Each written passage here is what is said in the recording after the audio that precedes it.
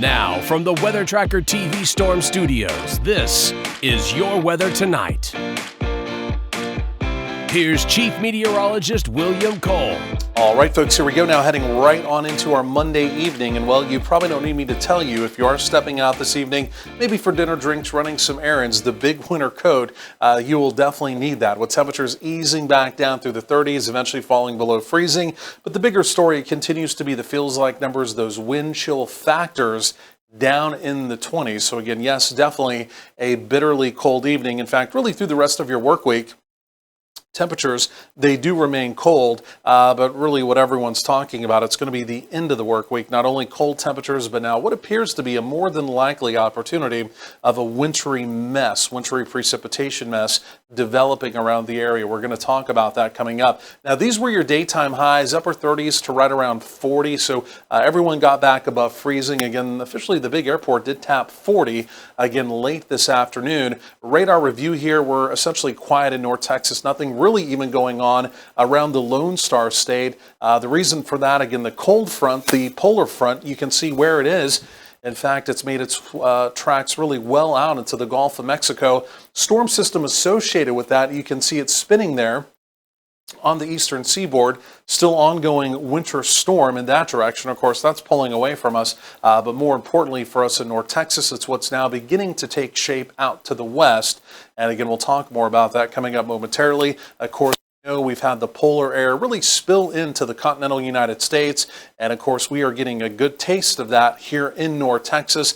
The air mass is essentially going to remain unchanged. It's going to remain cold over the next several days, and like I mentioned, the next piece of the weather puzzle we're going to be watching is what does come in from the west. Now, looking off to the east here, you can see the big dip. Storm trough, of course, that's what brought us the initial polar front. Like I mentioned, that's pulling away, so no longer really our concern. But this is what is our new concern. It is this next trough developing out to the west, and it is going to have a beeline, almost a red line, center line track directly for North Texas. And again, as that area of low pressure does begin to come out, again, Thursday and Friday, along with the cold air already in place, it appears as though we're talking about a winter mess developing around the area. So as we time it out, take a look at this here. You can see the storm trough really kind of gets cut off, and you can see just taking this very low, slow track right into North Texas. The other key piece of that, it's going to be latent with Pacific tropical moisture, and this exact pattern, as we look back in the history of winter weather messes in North Texas, this one typically, again, low, slow coming in from the southwest with Pacific moisture, does produce snow, and it does produce wet, heavier snow. That's not completely locked in, but at least based on past experiences, that is at least an option of things to anticipate. Now, here's the latest model run. Let me go and roll this into motion here. The one thing that I've noticed through the afternoon, at least initially on Thursday, there may be a little bit of icing around the area as well. But then as we go through Thursday, again, you can see the blue build in.